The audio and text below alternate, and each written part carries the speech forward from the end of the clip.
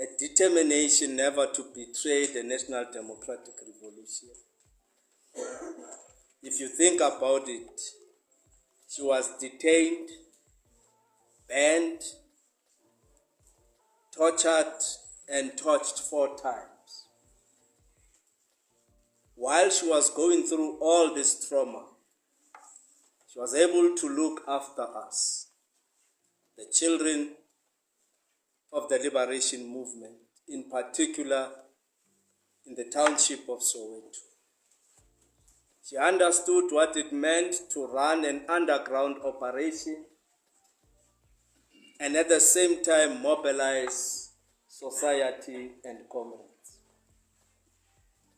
Just before she got married to Ntate Lawrence Nzanga in 1956, she was the secretary of the Railway Workers Union. Her task was to mobilize workers, increase members, and collect membership fees. Women generally spend a year to plan for their wedding, but Merita never had the opportunity to plan properly for her wedding, because balancing politics and starting a family must have been a daunting task. We must never forget that in the same year, she played her part in organizing the Women's March to the Union Building. I'm remembering her warmth, motherly and revolutionary nature to always protect us. Women possesses this amazing protection skills. It has no ego, but lots of love. Try attack any baby or cup that is next to its mother. You will be dealt with so quickly. Merita and her comrades like Mama Winnie Mandela, Me Togo Ngoma, Mama Martha Dlamini, and Me Joyce Sikakane really did an amazing job to protect us. Their protection came with political education. If you think about most of us who were youth activists in Soweto, we received our umkhabula from women like Merita. By the time 1956 and beyond happened, we were ready for anything, including changing the world. We had fire in our bellies. I wonder if today we still have fire in our bellies, or we are on autopilot that is driven by the political economy of the stomach. Program Director, Deputy Chair for our region. 2024 must be an upside-down Lula moment. I'm referring to this not in the context of the Labour Party winning elections, but in the context of understanding what makes a good leader. The Socialist President, Luis Inácio Lula da Silva, is a political figure not to be ignored. He is experienced and challenged. He failed, he learned, and came back victorious. This is an incredible political story. The ability to look at your challenges and tell yourself that is not how this story is going to end is an art in itself. We must learn from it. Lula captured 61% of the total vote and carried all but one Brazilian's 27 states. This is a Brazilian revolutionary story of success. Why do I think that 2024 is our upside down Lula moment. Our election performance and outcomes were not good, but we managed to save South Africa from chaos and disruption. Instead of us experiencing the Lula moment, our electorate experienced the moment. The 2024 election outcomes reflect South Africa's politics today. The revolution is not over. We're in the middle of a political setback. Our task is to stay in our lane and focus on the task. Like Lula, President Ramaphosa remained calm and led us to where we are today. Comrades, we have two options. Do we continue failing, or do we reset and or rebuild the ANC? This is a critical question. Perhaps we must do a diagnostic report in preparation for the 2026 election. This diagnostic report must help us to click the reset button and gear us for a victory in 2026. We must flip this Lula moment. The political realignment of local government is not about ANC regaining the mayoral seat. It is about regaining our strategic importance and power so that we can win the hearts and minds of people we serve. We exist to serve and not to serve ourselves. The chief whip of the ANC and chief whip of council, and perhaps both chief whips, out of all the 81 hung council or coalition arrangements throughout the country, they are at risk as a result, or rather with the emergence of all these strange political formations, which will therefore lead to by-elections, or rather, by-elections are going to become a constant feature in our lives. And we all know running a by-election is not easy.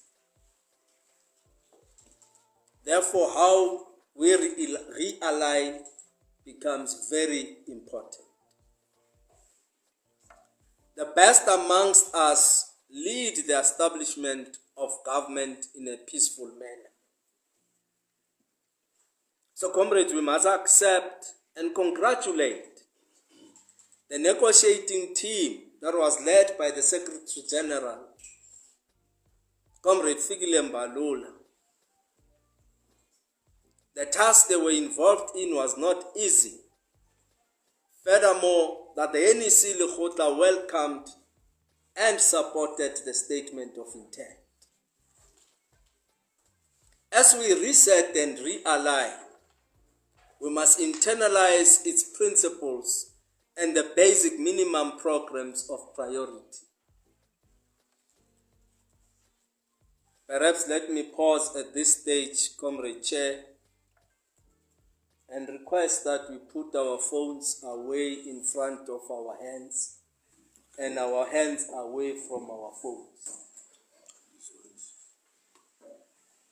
This what? A culture, not so. This one, the one we are holding.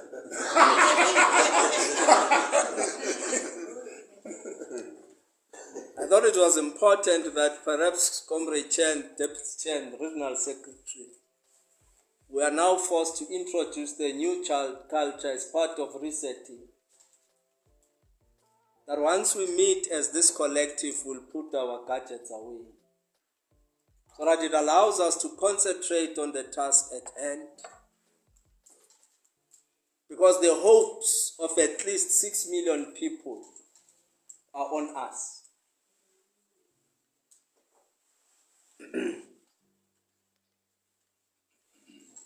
Deputy Chair, the basic minimum program of priorities as articulated in the statement of intent states the following. 1. Rapid, inclusive and sustainable economic growth. the promotion of fixed capital investment and industrialization, job creation, transformation, livelihood support, land reform, infrastructure development, structural reforms and transformational change, fiscal sustainability, and the sustainable use of our national resources and endowments. Macroeconomic management must support national development goals in a sustainable manner.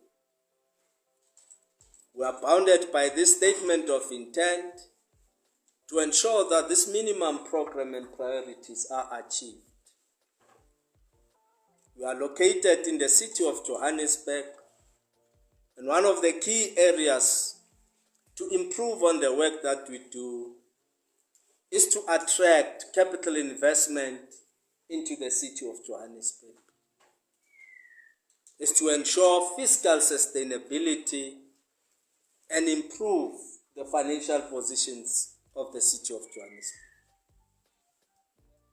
It is our responsibility also to respond to economic growth and job creation. The second point refers to creating a more just society by tackling poverty, spatial inequalities, food security, and the high cost of living, providing a social safety net, improving access to and the quality of basic services, and protecting workers' rights.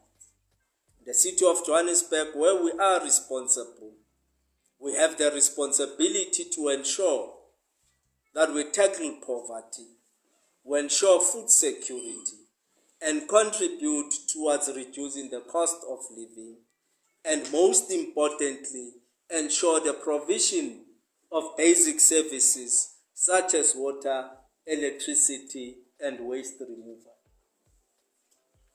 3.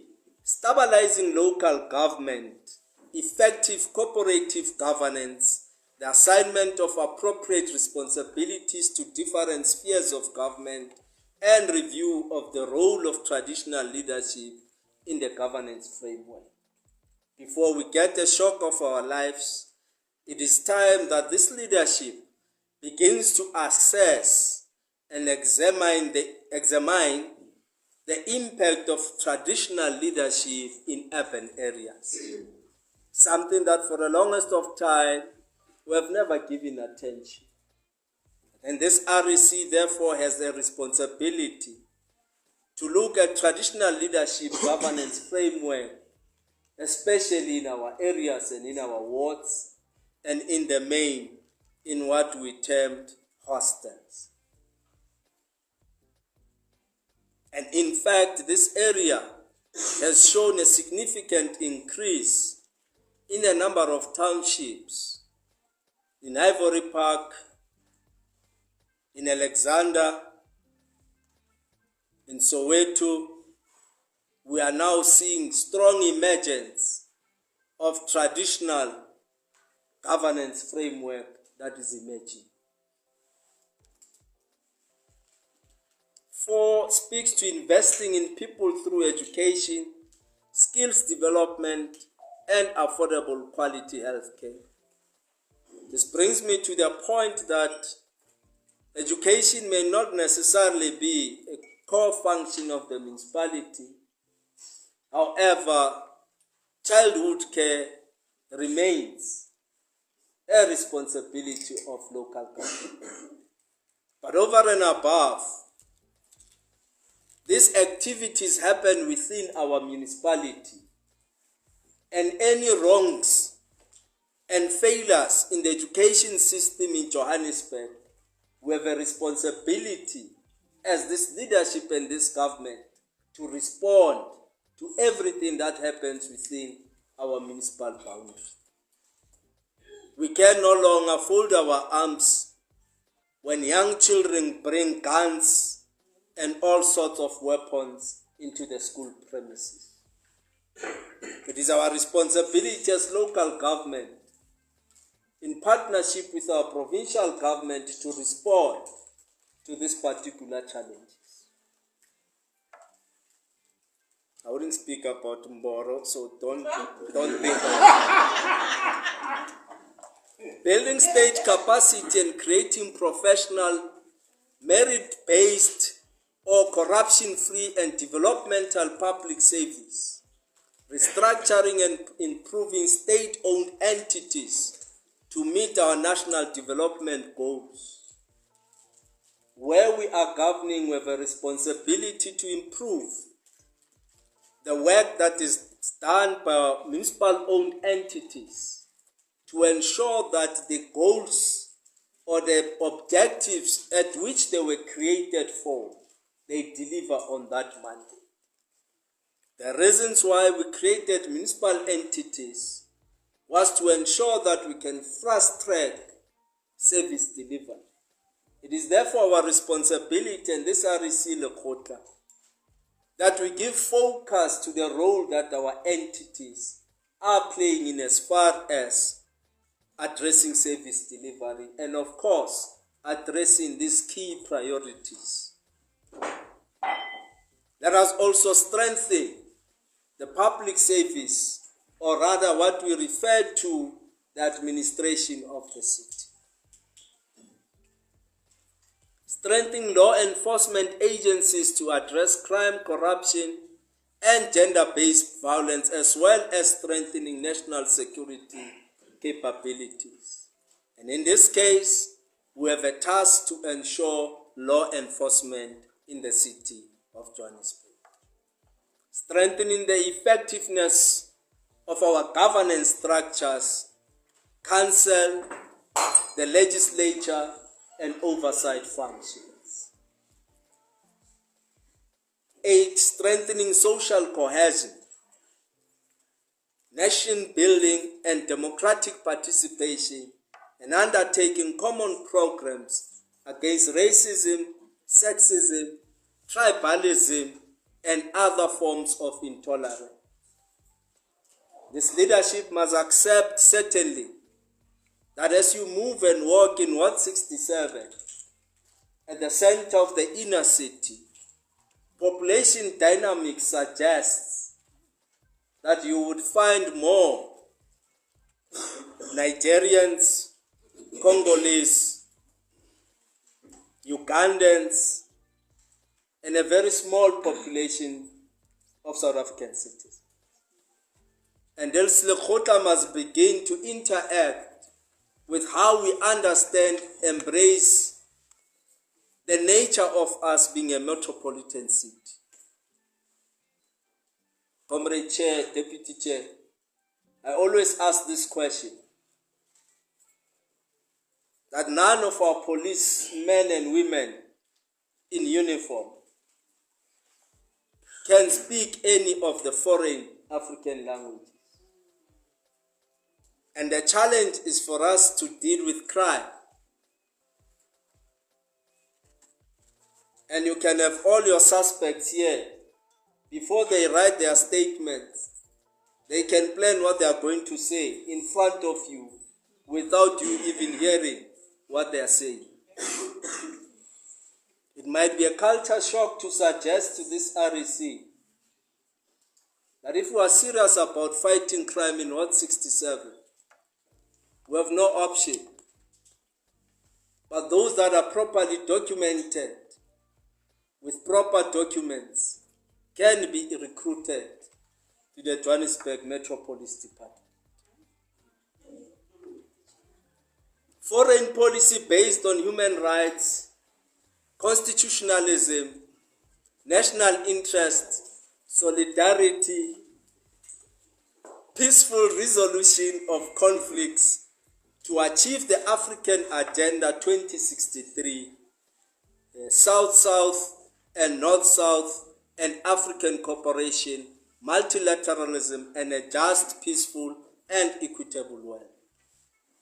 Now, these are the 9 core priorities that the Statement of Intent has committed the government of the Republic of South Africa.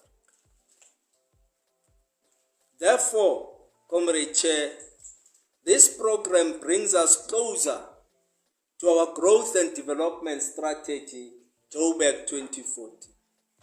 If we add the implementation of the district development model, Joburg 2040 may be a reality by 2030. This equation sounds like developmental local government to me.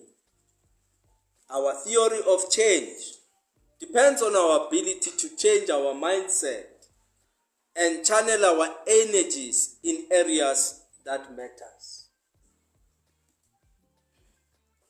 Johannesburg is indeed in trouble. Service delivery is breaking down. Finances are at risk, and the workforce is not motivated. When you reach a stage where JPMD joins society to be managed by Nyaupe at a failed traffic crossing, this is not normal. And this cannot be a normal. We must normalize being a world-class at all times. This means doing the basics, but accelerating developmental outcomes. To our leagues, in the spirit of closing off the Women's Month, we must be relevant to the youth of South Africa. One thing I notice and appreciate about today's youth is that they are not tribalistic, nor do they care about our township battles. Soweto versus Alexander means nothing to the youth. All they want is economic inclusion. And this inclusion must happen and happen now. We have the power now to control the levers of power, and we should channel these resources to respond to inclusion or inclusivity. Unlike us, they are not afraid of learning. We paused our education as a result of the struggle for national liberation so that freedom can happen. They are doing both at the same time. If you don't believe me, please read the story. Read the story about Major Mandisa Mfeka. Major Mandisa Mfeka is a major in the Air Force of the Republic of South Africa. And Major Mfeka, the Tantusa Lelimilakale Mfeka, who advocates for gender equality and an empowerment in aviation. She is known to be the first black female combat pilot in South Africa. Major Mfeka in 2011, she earned her wings which enabled her, together with other female pilots, they took to the skies and flew one of the 5 SA Air Force Hawk Mk-120 aircraft over the Loftus Versfeld Stadium in Pretoria during the president's inauguration.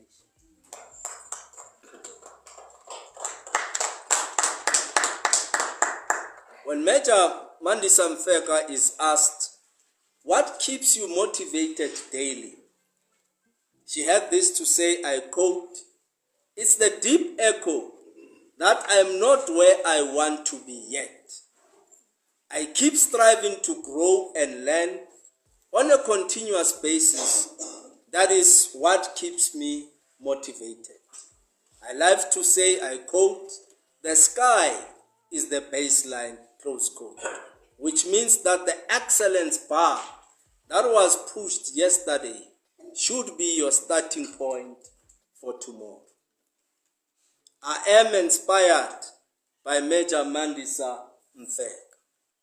This REC has an excellent benchmark, and this benchmark must be our starting point for tomorrow. let me conclude and summarize that we have entered a very difficult and challenging terrain, a terrain of managing complex political coalitions and political arrangements with a view of maintaining stability in our country and in our city. It will continue to bring contradictions within our membership and our ranks, to an extent at which ourselves as leaders of the ANC in this region will not be able to collectively lead unless we commit ourselves to the constitution of the ANC, allow ourselves as leaders of this region to put aside all what makes us not to progress and find what will make us to prosper and progress. In my own understanding, finding what will make us progress is easy, and that is the people of Johannesburg. If you understand we are here elected, we are elected here to serve those people. It will help us, therefore, to progress. Deputy Chair, the Chair of the session, it is out of these words that I believe that if all of us can be inspired by Major Mandi Samfek, we have a long way to go in making Johannesburg a better place. A better place because we want Johannesburg to be counted amongst the best cities in the world. And for us to do this, it means this collective must put the eye on the ball. And let us not drop the ball. Thank you.